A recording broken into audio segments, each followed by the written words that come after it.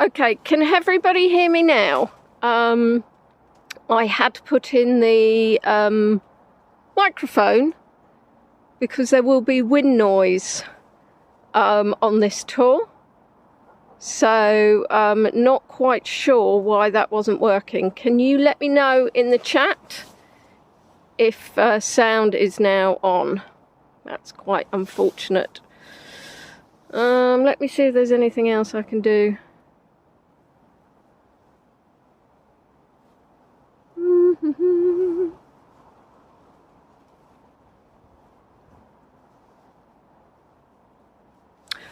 Guess there isn't going to be much I can do now, so unfortunately that's quite frustrating because I don't know how windy it is up here. So let's see if we can unfortunately it's so bright behind me I can't read your messages in the chat. So I've taken my microphone out, that's why you can now hear me, but unfortunately that's going to mean I've got a leaf in my hair. You won't have any wind noise at the moment because I'm actually in a tree, not literally in a tree. So hello Anna, hello Mitzi, hello Tish, hello Kathy. Trying to see everybody I missed. Hello Ginny.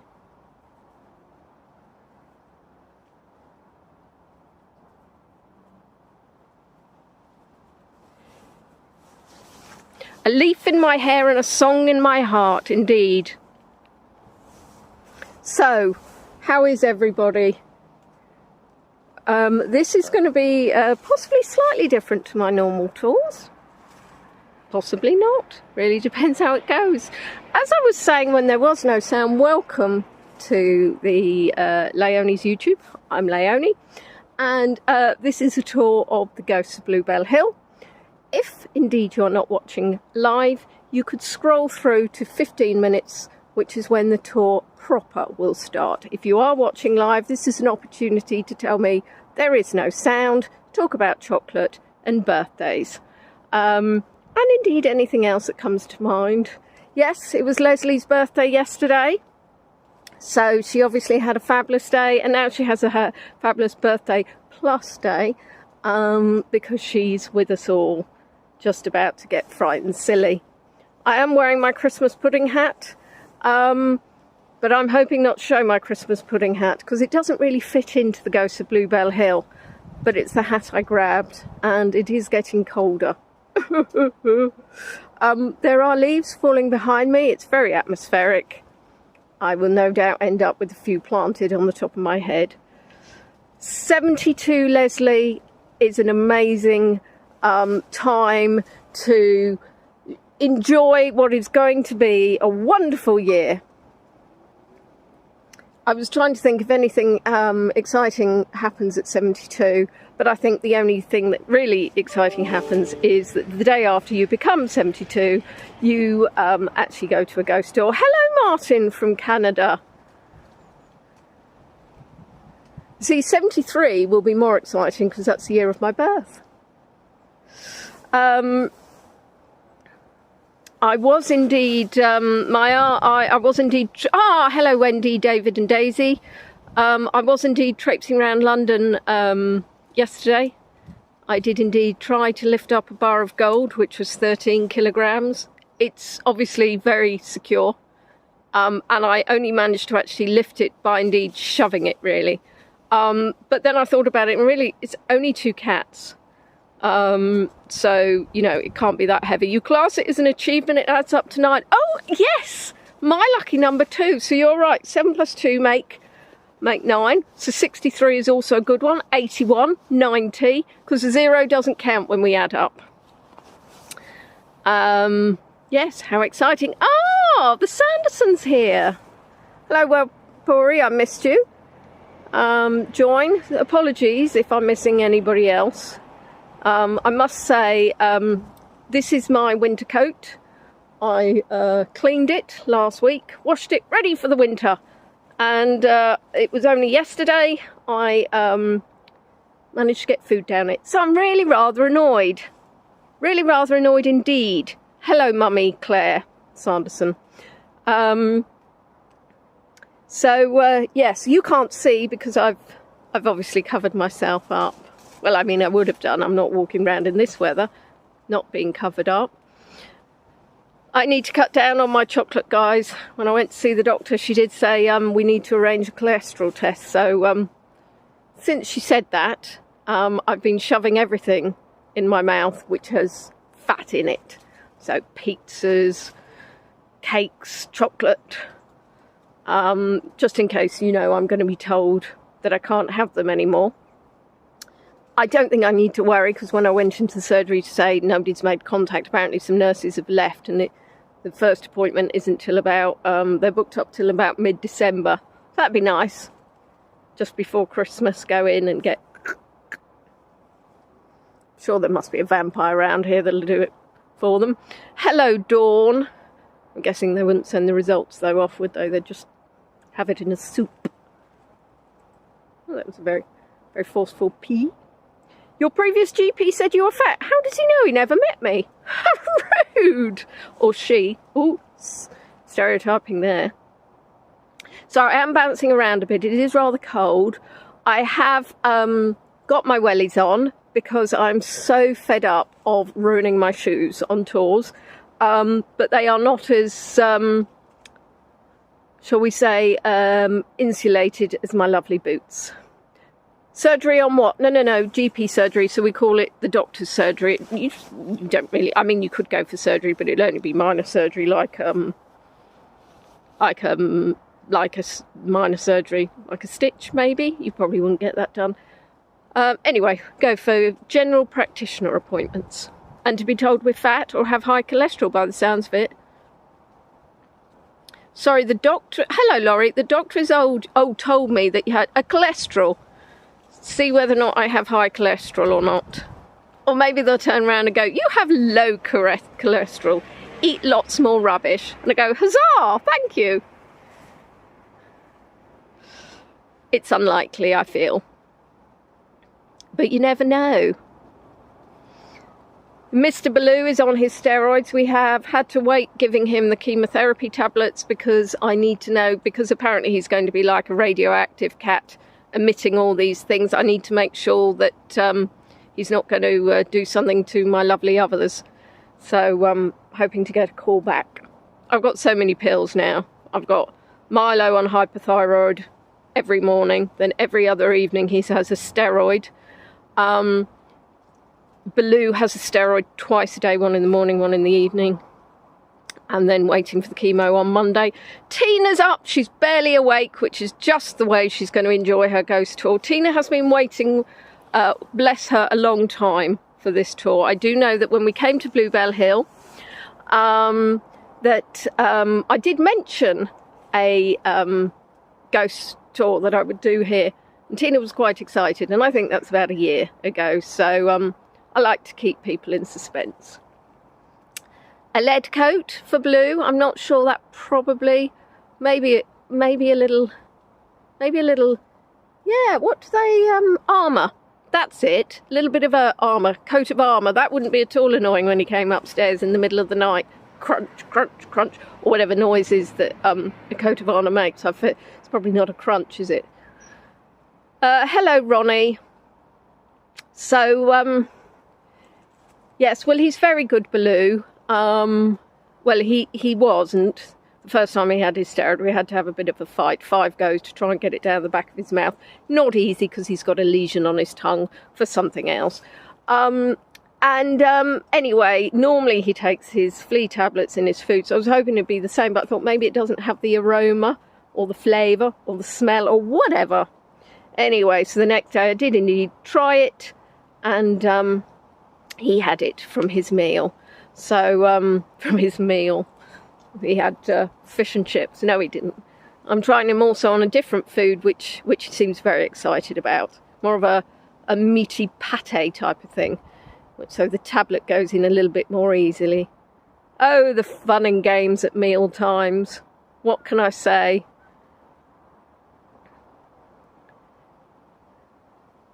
You didn't notice David glowing in the dark during his chemotherapy? Well, maybe you just weren't awake at the right time. So we have got 3 minutes. 3 minutes. Next week, just to give you a heads up, something completely different. I'm going to be showing you a video of a ginger kitten with the strangest ears you'll ever see. Obviously, it's another cattery tour, so from that tour, obviously that's in support of the RSPCA. But he honestly is divine. I'm quite sure, actually I'm not, he's an absolute hooligan. So I wouldn't be tempted, but he is gorgeous. He is gorgeous, but I am more than happy with my lot. But yeah, mealtimes are indeed a nightmare. I've got Apollo who shoves his head in most things, and then you've got Kato coming in oblivious to other people, purring, bashing into them, and yeah. And then Odessa, who hates most people at feeding time. Ah, Mr. Michael, well done. No sitting on the naughty step today. I am hoping, as I drove up, we had a few little plops of water. I'm sure I could have said that better. Droplets of water, aka rain, coming on the windscreen. So I have got my umbrella in my bag, but I am hoping I will not need to use it. Ginny, you would love a ginger one, but this ginger one is a full-time job. As you will see when you watch my tour, of course, next Sunday. I haven't scheduled it yet, so yes, organising and scheduling tours is a full-time occupation, it would seem, because I seem to put it off till the last minute. Hello, Lethargy. So hopefully, I did actually, it was looking to say mist. So I am pleased with the view that you're going to have today, because I didn't want it to be full-on bright sun. Yes, hello Carolyn, I hope the rain holds off. Drizzle, droplets. Drizzle is, I think, probably the word I was looking for. Thank you, Leslie, slipping it into the chat. And thank you for your little gift for Baloo. He will spend it all on cat treats. And Tish's, maybe the mist will miss. Indeed, indeed. Maybe the mist will... No, I want the mist, not the drizzle. And I would like to be able to feel my toes, because it is rather chilly. I might have to... I've got double sock as well. And strangely enough, Sunday and November appear to be quite a time. Oh. Sounded like somebody made a strange noise. Nobody on the naughty step at the moment. We don't have Emma, so... oh, Trista's come in, has she? So hello, Trista. I missed Trista entering. Yes, everybody message Emma, say she's only got 2 minutes until she's on the naughty step.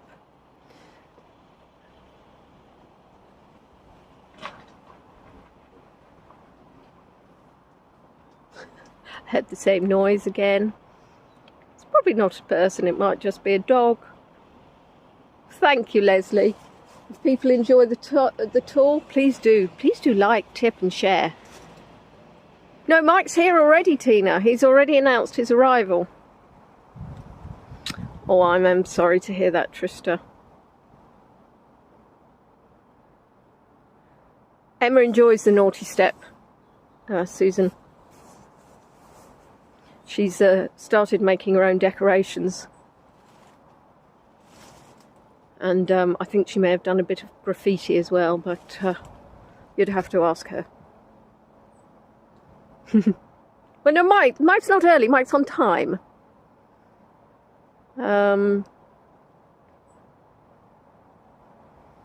So we've got, gosh, how does that happen? I've been chattering away. Margaret's really good. She normally tells me, goodness gracious, Leonie, start. Oh no, 1400. Yes, no, it is. It's all this pesky 16 minutes, 14 minutes. Anyway, so here we are. Sorry, I'm a minute late. Distracted by all your chattering. Welcome, and welcome to Bluebell Hill. So I'm Leonie. This is the Ghosts of Hill Tour. We are in Kent. And we are at the top, or nearly the top, pretty much top of Bluebell Hill. I'm going to turn the camera around, which is going to be splendid for you, with my massive finger. Thank you. And you will see that I have indeed been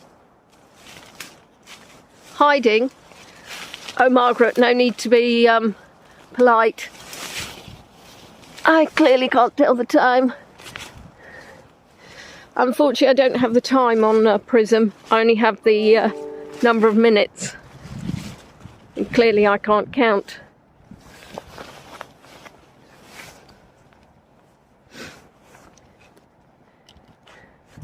So we've been here before. We've been here before on beautiful sun.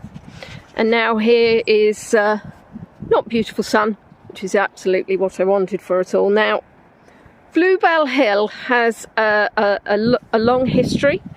If we go back to the early Neolithic period, so about 4,000 years before Christ or before creation, depending on your point of view, we have remains of communal burial sites. It's a sacred area called Kit's Coty House and Little Kit's Coty House, and they are remains of two megalithic means large stones burial chambers. We also, near Kit's Coty, have remains of a Roman building which contained human remains and traces of burnt wood, and that was believed to be the ruins of a Roman temple. And in 1959, we had Medway Crematorium built nearby.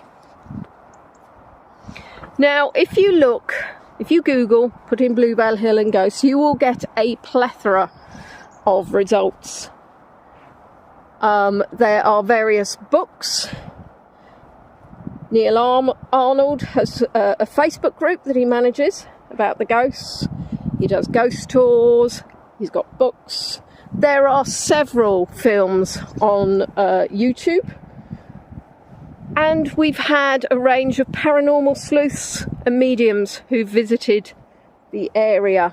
It has a great reputation for ghosts.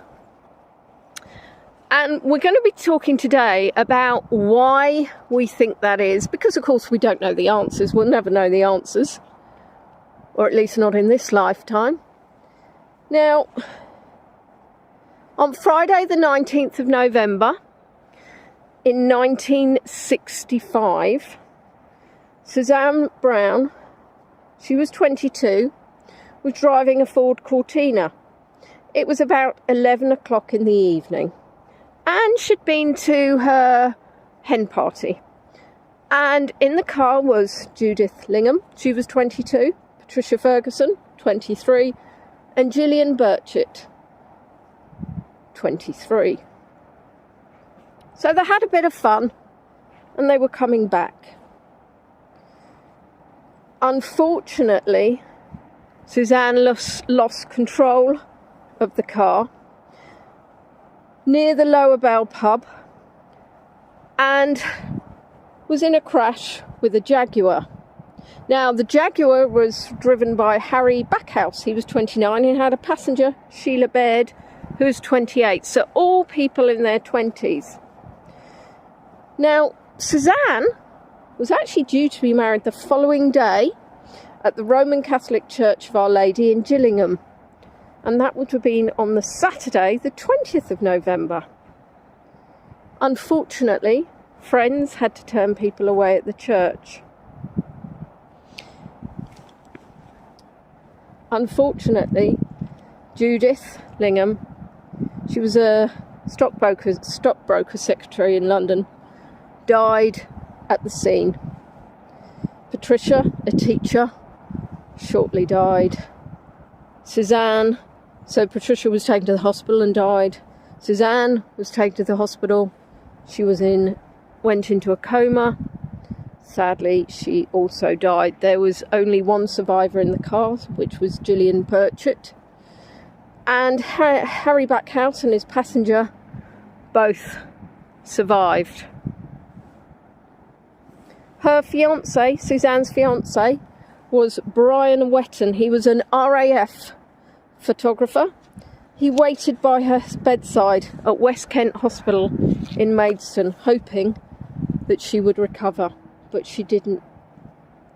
Now, interestingly enough, it wasn't until the 31st of January 1983 that a law came in for drivers and front seat passengers to wear seat belts. Car manufacturers had to install them in newly built cars from 1965 onwards. In 1991, there was a law passed for back seats for adults as well. So, of course,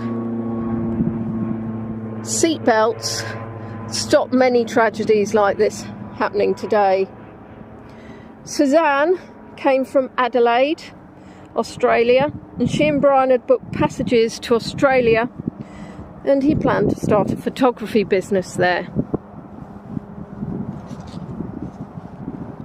There was a reporter coming back who actually passed the crash site, and he took a photograph which was actually shared in the Maidstone Gazette. Now, before I show a photo of this, I can see you're asking where Bluebell Hill is. So Bluebell Hill is between Maidstone and Rochester. And there are some beautiful views across various villages, which I'm not going to point out to you today because that isn't the purpose of the tour. The view is just a bonus.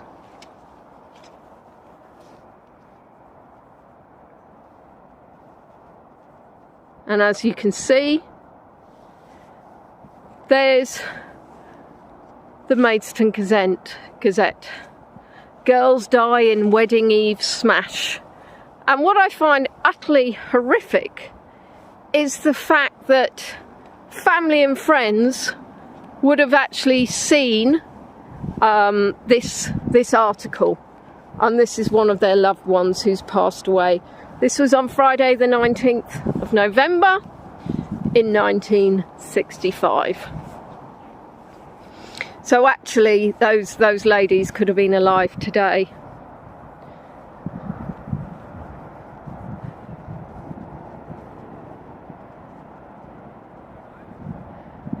Interestingly enough, swim baths have been blamed for a spread of verrucas as well.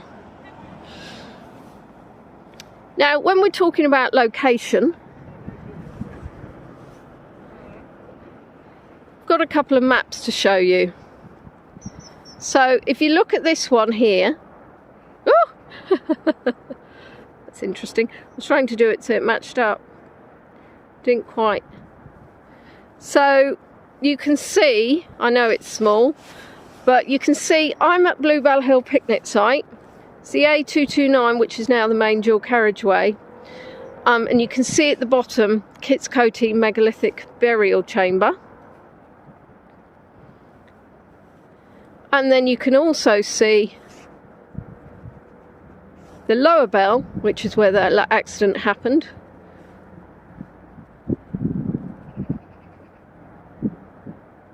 And Little Kitscoty. It was indeed a horrific crash.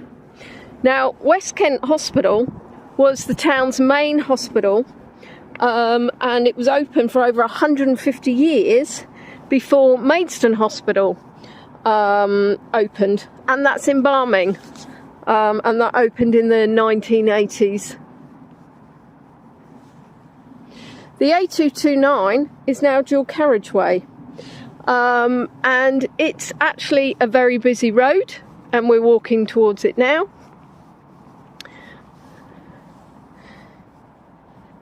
Now, if you think about the conditions on the night, it would have obviously been dark, it would have been poor weather. What were the road conditions like?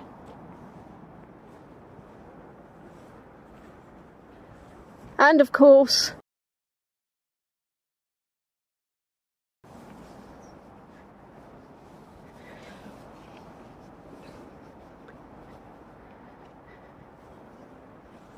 now As I say, it's a very busy road now, and it's not unusual that when it snows, you have cars stranded in the snow. Recently, in 2019, in 2022, we've had cars stranded, and people have had to get out their cars and walk somewhere to be able to get safely home. And in 2019, a photo was shared of a ghostly figure in Barming. So I-N-B-A-R-M-I-N-G.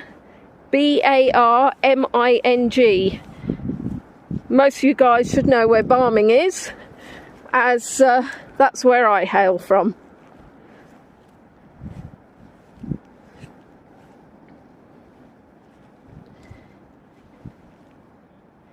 Now, as I say, so in 2019, a photo was shared of a ghostly figure.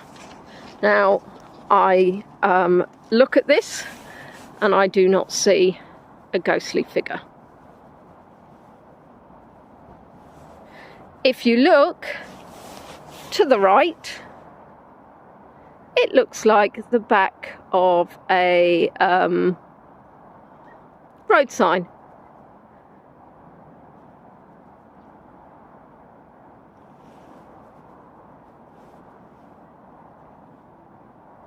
So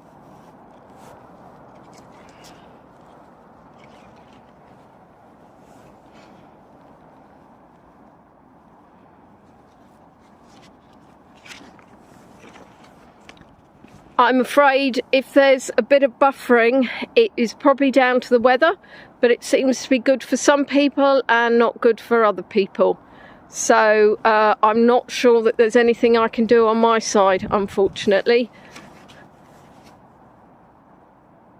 I have a full 5G signal.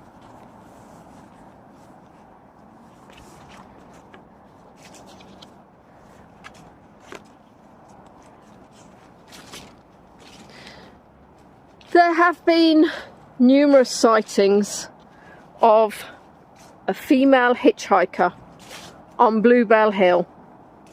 Motorists have pulled over to pick her up, only for her to disappear from the back seat.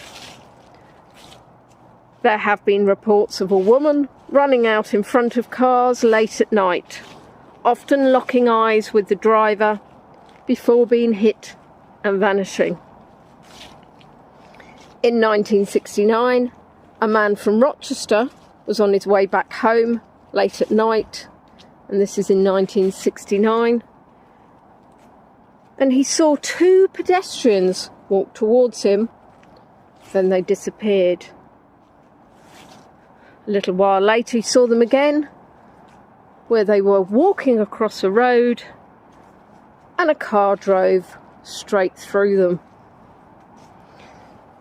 In 1971, James Skeen reported seeing a woman appear in front of his car one night. He gave the woman a lift to Chatham, but when they arrived, she had disappeared. In 1972, Bon Vanderpeer saw a young woman by the roadside hitchhiking, so he pulled over and offered her a lift.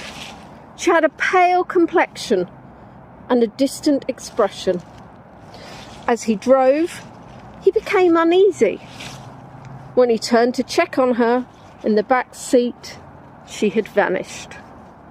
He said he had heard no movement or the car door opening.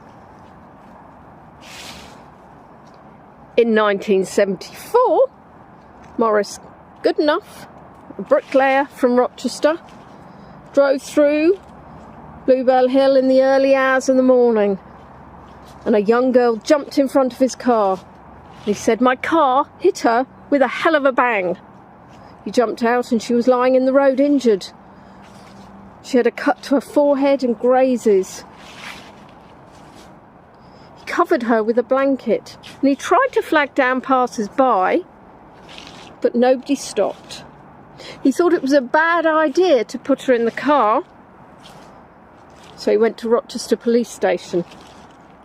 They returned and all they found was the blanket.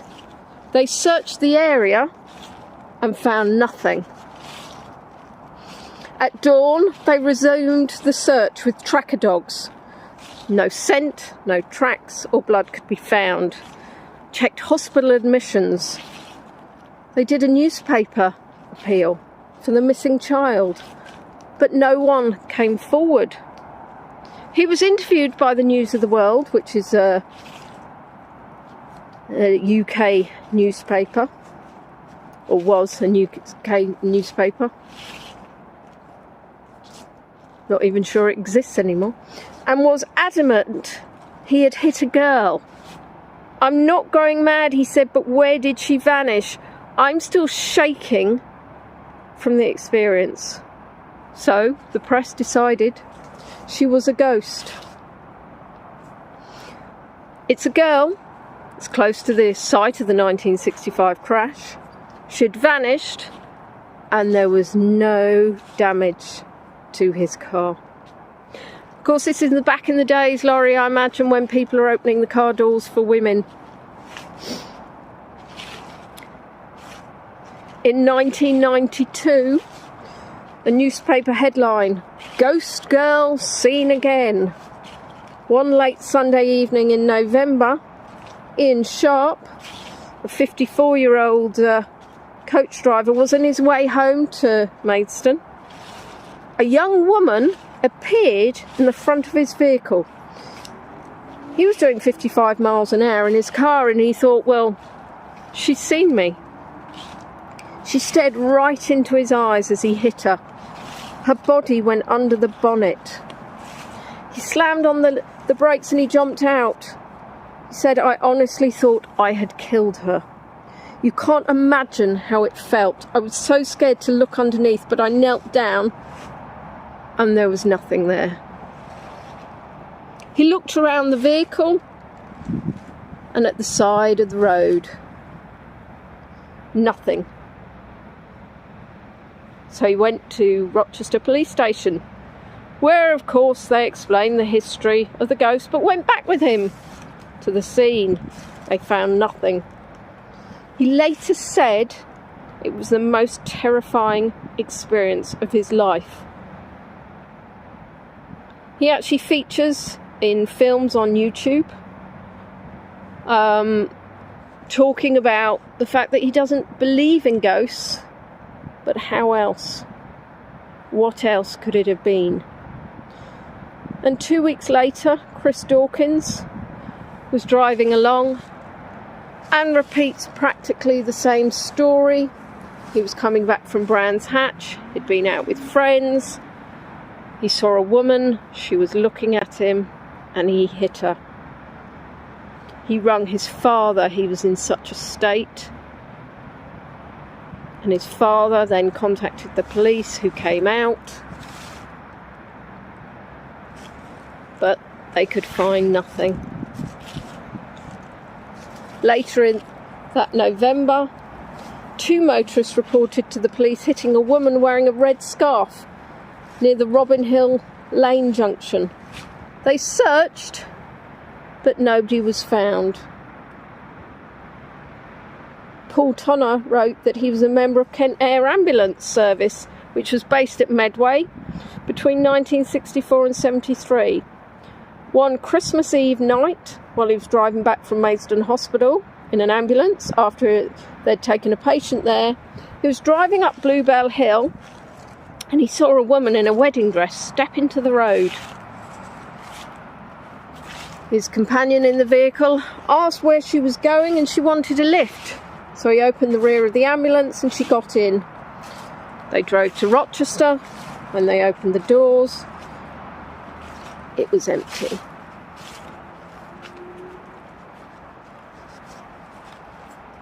Not sure if you can actually hear the sound of the dual carriageway, the A229. Ooh. So we'll walk up here, have a quick nose, and then obviously because of the audio, we'll walk back and you'll get to see more views of Bluebell Hill.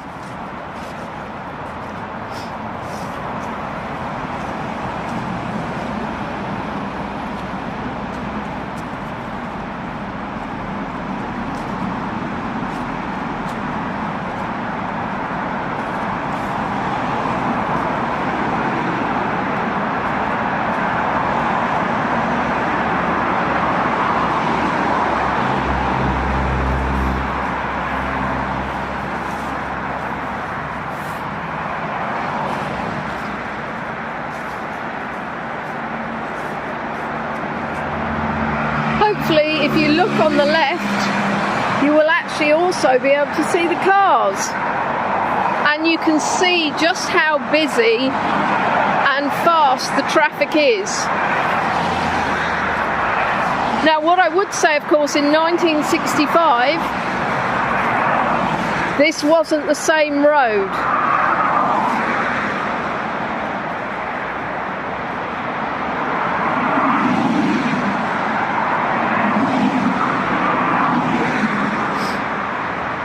This is a 50-mile-an-hour limit.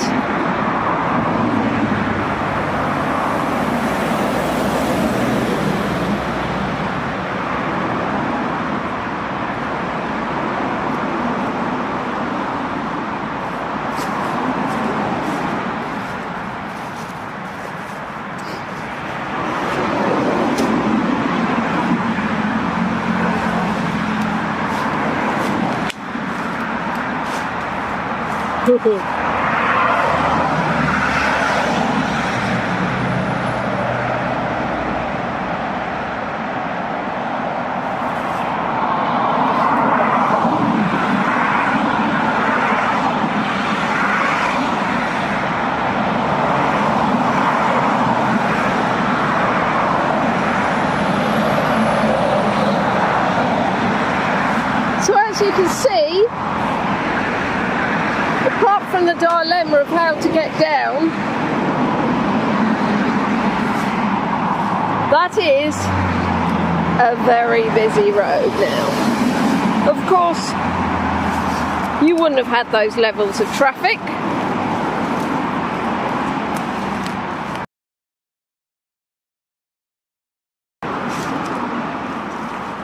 Oops. Well done, Margaret. It is indeed the A229.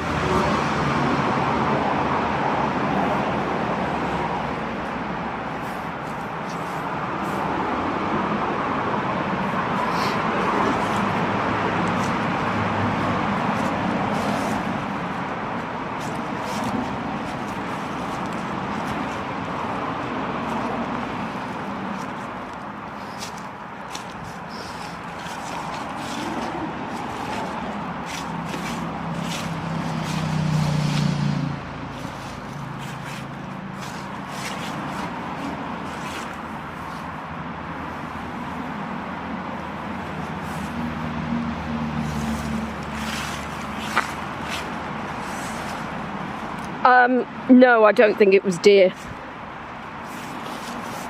We'll talk later what we think it might have been.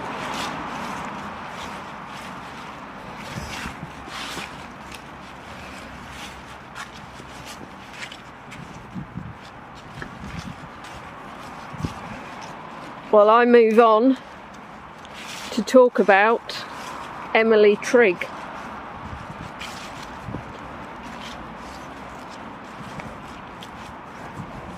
In 1916, Emily Trig was 20. She had been a maid for Miss Catherine Cooper, 36 Maidstone Road, for 12 weeks. Catherine found her quiet and respectable. Emily was trim, smartly dressed, with light brown hair. And on Sunday, another Sunday, the 6th of August on 1916, Emily wore her Sunday best outfit, a blue dress with a white hat which had small pink roses on. And as usual, she was going to have tea with her widowed mother in Providence Row, Bluebell Hill. She did not arrive, and she did not return. Miss Cooper thought she must be unwell and staying at her mother's. It was only until her mother, Mrs. Kate Trig, inquired that they realised she was missing. They told the police, but it was World War I. They were busy. They were looking for men evading military service, and air raids that week had killed and injured dozens and caused damage. It wasn't a priority. A young missing girl. So on the 21st of September, which is about 6 weeks later, Rochester greengrocer John Jennings was with his 2 children, and they were looking for blackberries at Bridgewood. Unfortunately, they found a body. The wood was by the route Emily would have taken. Her body was found in thick undergrowth where the body had been dragged. And although it was only 6 weeks later, her body was decomposed. There was hair still attached to her skull, which had a side comb with imitation diamonds, which were like Emily owned. She had a necklet that her mother identified. That was found nearby. Her bonnet was found by a track leading to her location. 30 yards away, clothes apparently which had been violently torn from her, were found. There was no doubt this was Emily. However, her organs had disappeared and there was no tissue on her bones. And when her skeleton was touched, it fell to pieces. In the month... Holloway. Oh, I don't know. This path would be called very steep, and I'm probably going to regret walking down it. In the mouth of her skull, there was a piece of material from an undergarment, and it was found she may have been choked to death. However, at the inquest, the police surgeon would not commit himself. It was impossible to determine, as there was no tissue. Her handbag was found in the wood, and it had a photo of her boyfriend, Private George Harris from Royal Surrey Regiment. Now, a young woman had been seen walking up Bluebell Hill with a soldier. However, her boyfriend was cleared and had been at a hospital in Shoreham in Sussex. Catherine Cooper had said a soldier had accompanied Emily home in July one evening, and that she had seemed glad to get away from him. So there was a link. The police arrested Charles Hicks, and he was a gunner in the Royal Garrison Artillery at Winchester, and he was charged at Chatham Police Court for being concerned with Emily's murder. Interestingly, he seemed more concerned about eating prison food, and he asked for his money to be returned to him so he could buy his own food. The public filled the court for a view of the accused brutal killer. However, the police, unfortunately, or fortunately in his case, they advised that after inquiries that weekend, he could not offer evidence against Hicks, and he was released. So there was no longer a suspect. At the inquest, the jury recorded a verdict of found dead. The burial record for Emily says an unknown female person, supposed to be Emily Maria Trig. There was, bizarrely, a reporter who present while she was examined by experts. They said she'd been brutally assaulted, then beaten to death by heavy weapons. They thought more than one person was responsible, and she was buried at St Mary the Virgin Church in Burham, which is a local village. Now, in 1934, a young woman, matching Emily's description, was picked up late at night and asked to be taken to Burham. She vanished on arrival. Several motorists report hitting a ghostly woman wearing a red scarf or coat near the Robin Hood junction. They say the woman looks at them before collision. And this is thought to be Emily. Why? Why would Emily be standing in front of a car to be hit?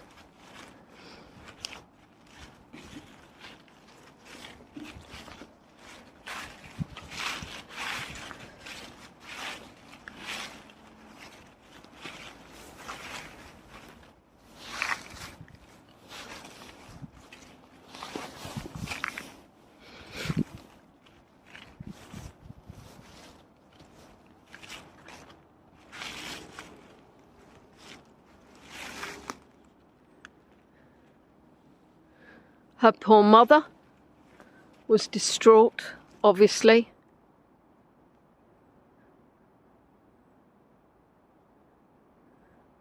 However, nobody was ever charged with her murder. Of course, if it were today, we could do DNA tests.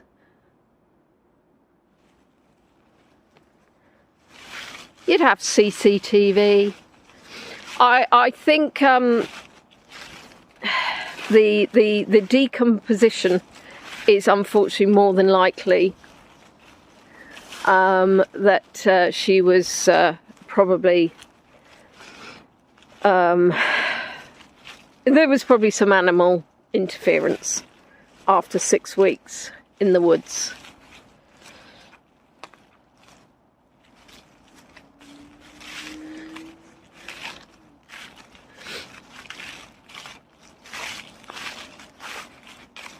Well, it's interesting that you say that, Julie.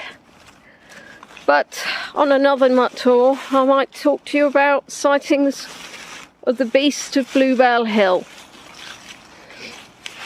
Because there are rumours of big cats living in these areas. Which is why, if you're on your own, don't go walking into the woods. Oh. Maybe should I have thought of that.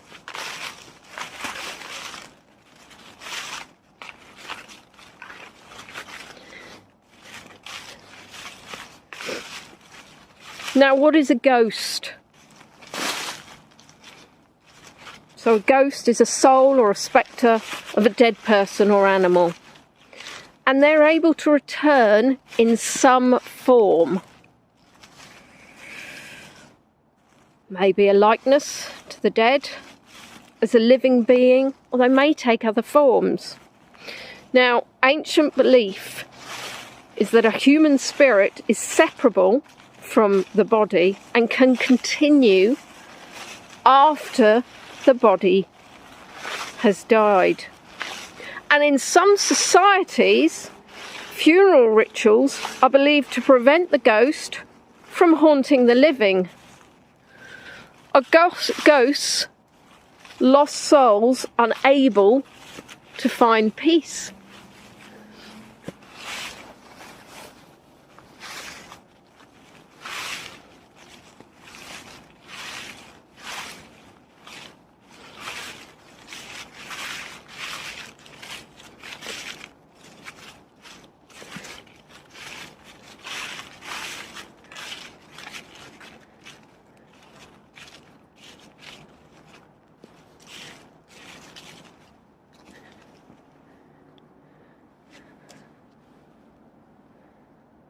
Now, some examples linked to hitchhiking ghosts are those that give an address to where they used to live. They give prophecies. They take or leave an item of clothing. Are they demons or gods disguised as lost spirits?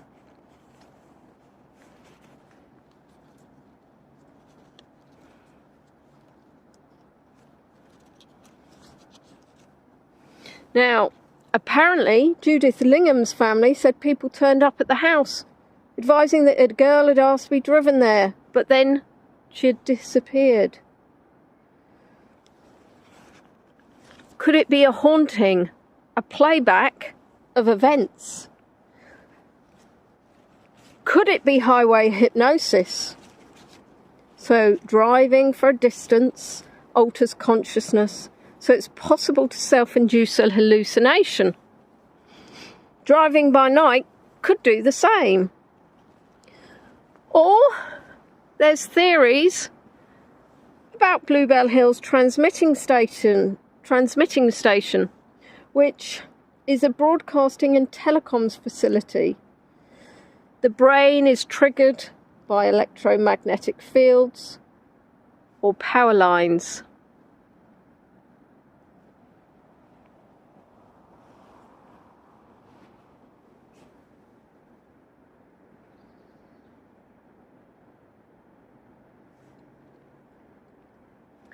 But does hallucination allow you to speak to someone?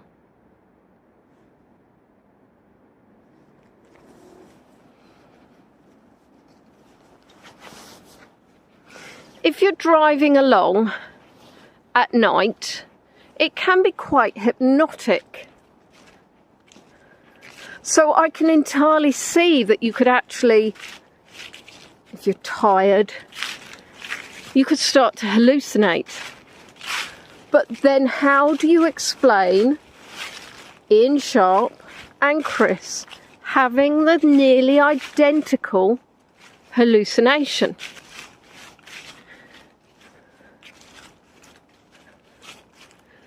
But there's a lot of focus on this about being the bride. But the bride didn't die at the scene. Judith Lingham did. So why would the ghost be wearing a wedding dress? She died in West Kent Hospital. Is it Judith Lingham haunting the area? Or is it Emily Trig? And if so, why the reference to the red scarf? And why was someone who was brutally murdered in the woods then stand in front of cars?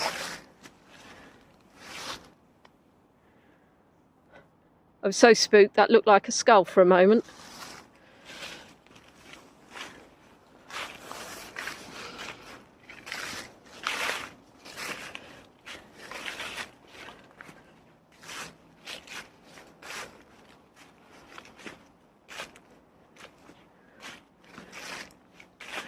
And if nighttime driving brought on these hallucinations,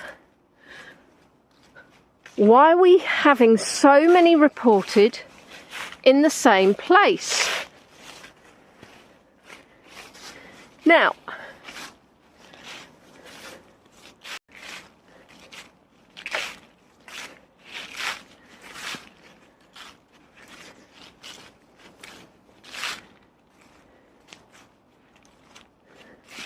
there was a KM story by Nigel Nelson many years ago. Drivers beware the phantom on the hill.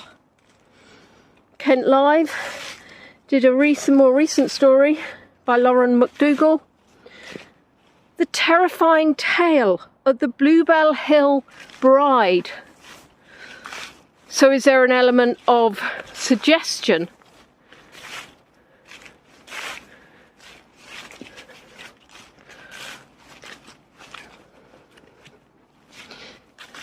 We also have different ghosts.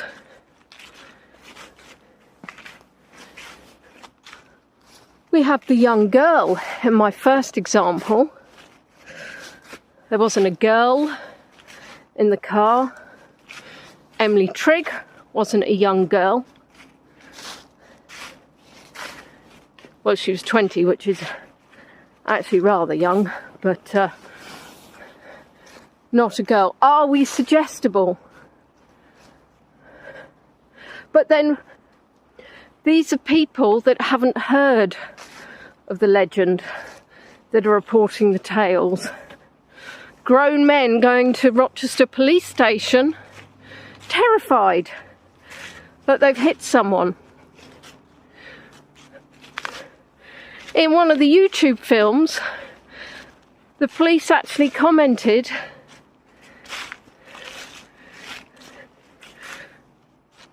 that they put it down to another sighting of the Bluebell Hill ghost.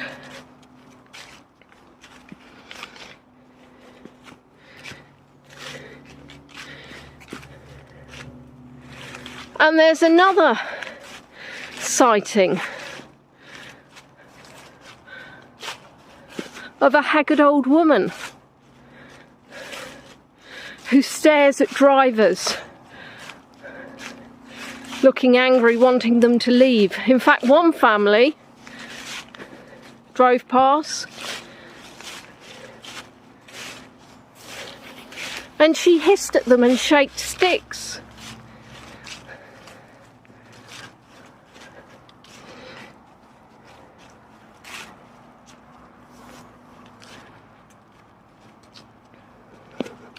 The hitchhiker ghost is a thing. So is it that the area we're in, because of those megalithic tombs, because this area is a sacred site,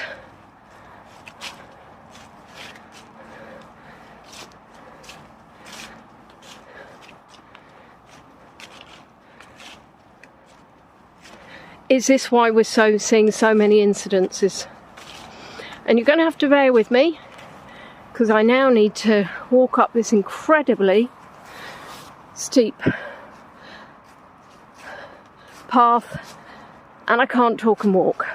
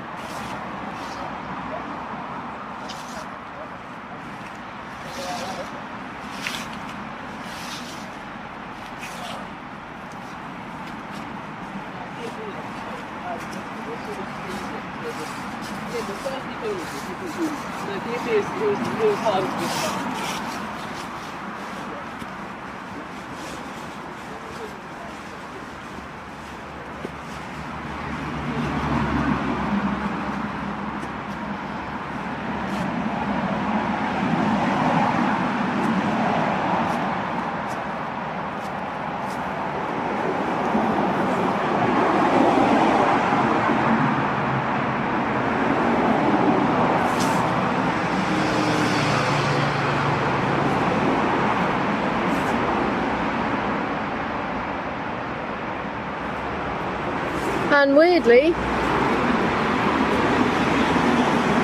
the people that just walked past me have completely disappeared.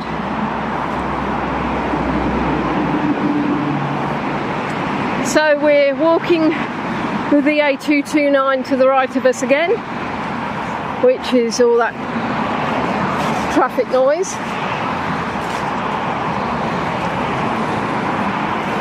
So today is Remembrance Sunday in the UK, where we remember all the fallen. And there is much made of the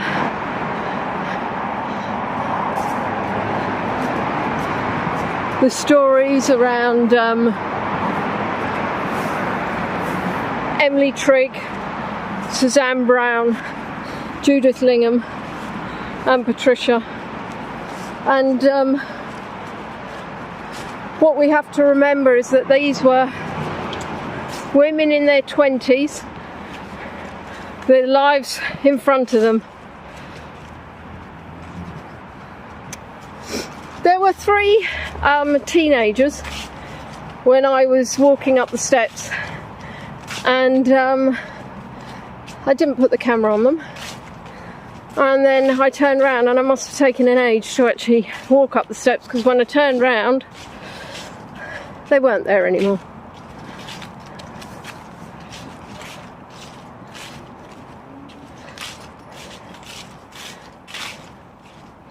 So what do you all think?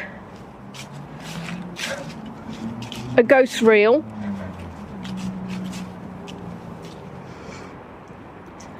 And if they are real, what are they? And why are they coming? What is the purpose? Are they a warning? Are they a reminder? Satina's saying 100% ghosts are real. Mike is not a believer. Ginny isn't a believer.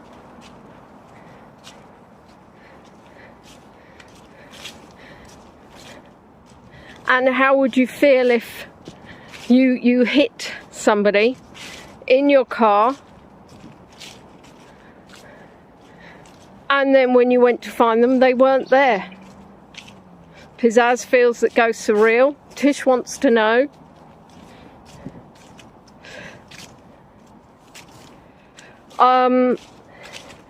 Do you think that the nature of this site is why we have so many sightings here? Leslie isn't a believer. Julie believes. Ronnie isn't sure. Sarah thinks they're real. I've shared my ghost story with you before. So Dawn believes in ghosts. She believes they're wandering spirits, not at rest. Carolyn thinks that they're 100% real. Claire's open-minded. She's sensitive, and while she's never seen a ghost, she sensed things in places, and later found out those places are reported to be haunted. Cynthia believes in ghosts. Anna feels they're there in some people's minds. So is it the power of suggestion? Is it something that you've read that will then come out later? So my story is I was in my mum's spare room. I woke up and there was something sitting at the edge of the bed. It was a dark presence, and I was scared. This was not something kind, and I told my mum the next day about it, and I said I wouldn't sleep in that room again, and she told me I was being silly. And my brother, who's very, very laid back, said he had also seen something in that room, because it used to be his bedroom, and that was it. I have never slept in that room again. And can I prove it one way or the other? No. How does it make me feel? Would I sleep well thinking there are ghosts in that room?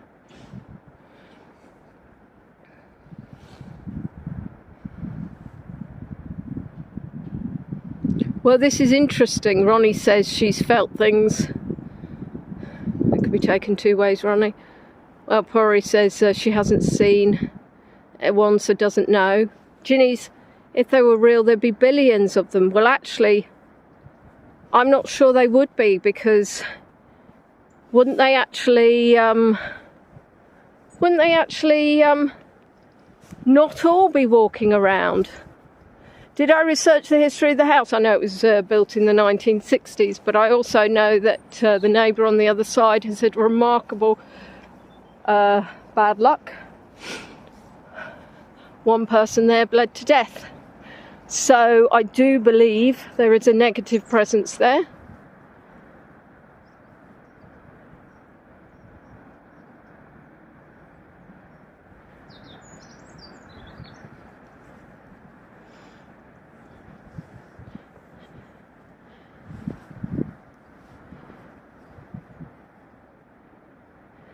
Because as said, she's felt things. Julie's had experiences here in her home.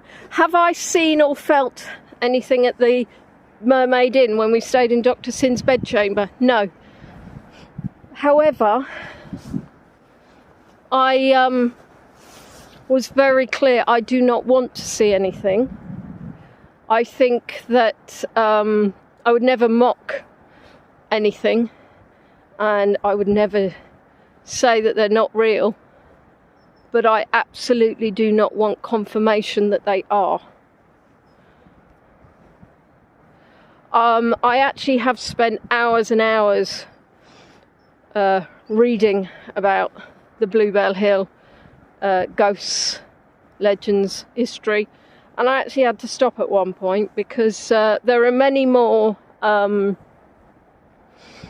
stories, sightings,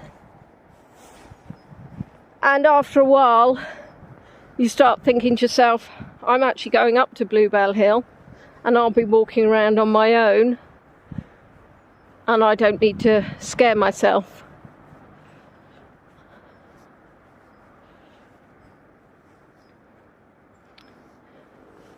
Trista has hallucinations at night. Well, yes, indeed, but if you're asleep, that's one thing. You have dreams, you have nightmares. I think if you think about when it's at night, completely dark, it is something that they call, obviously,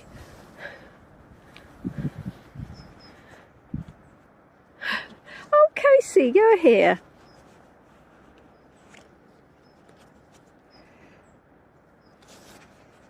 And Casey also didn't see or feel anything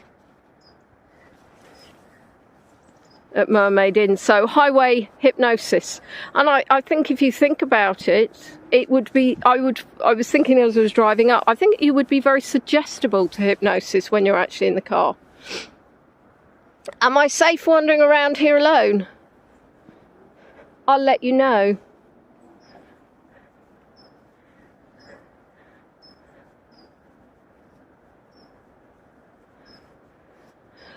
I think people, Ginny says that some people believe in fairies.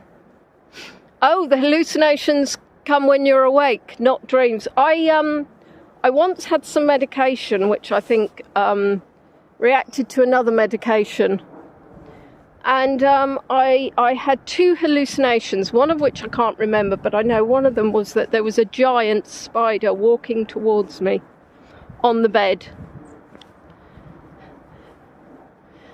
And that was absolutely terrifying because it was real. It was only when I think I had the second hallucination that I realised that's what it was. And I looked at the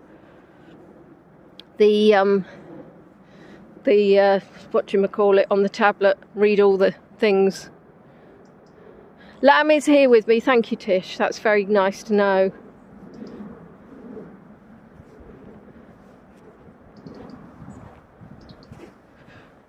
And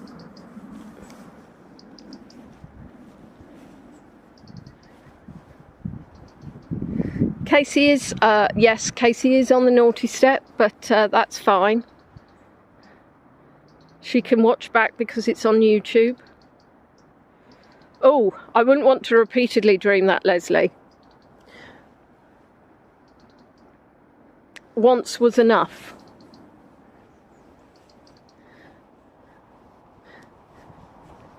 The thing that we have to remember is we were talking about these burial sites 4000 BC. We're now 6,000 years on.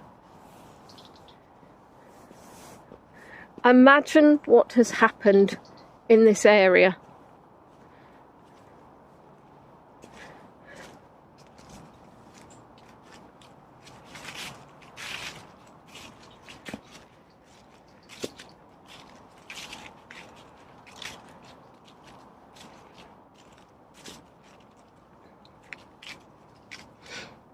So it seems that seeing spiders is a thing, which is interesting because I'm not actually that scared of spiders.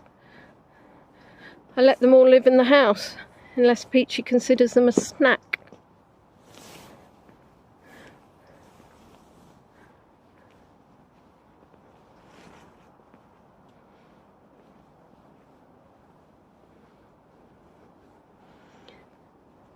And of course, interestingly enough, I started this tour at 3:15,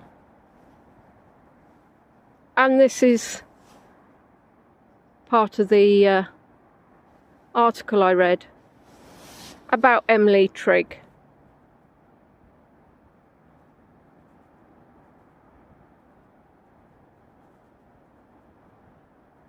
She left Maidstone Road about 3:15 for a pleasant, if lonely, stroll in the sun to her mother's.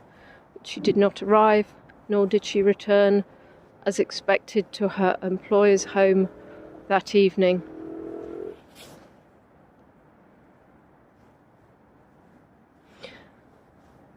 I scheduled the tour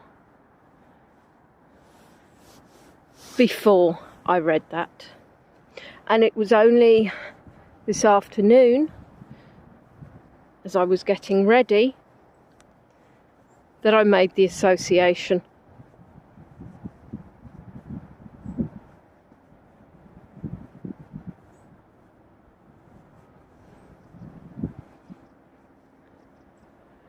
Thank you very much for joining me. I hope you enjoyed the information I shared. And as I say, it is Remembrance Sunday today. And let's look at this view and just remember the ladies that lost their lives for different reasons on Bluebell Hill. And I do hope that if there are any lost souls wandering around, that they find peace.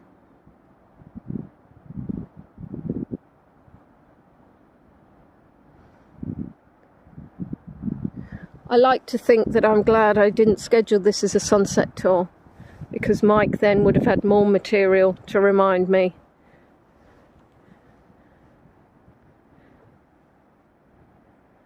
of the sunsets that never were. But fortunately enough, I knew that there would be no sunset today. Well, there was, but not visible.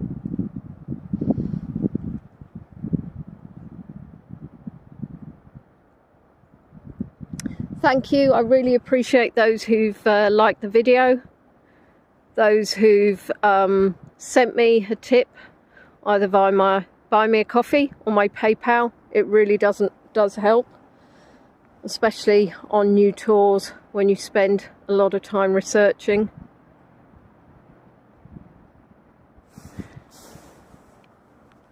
And for those who can't, I also appreciate if you're able to share in my group, Leonie on Tour, my Facebook group, or in Together Virtually. I hope I get home safely too. So I'm going to turn the camera around just... Tina, thank you, darling. Tina has written, best tour ever. I hope you've been spooked. I was thinking of you. I know it took a while, but we got there in the end. So it's goodbye from me.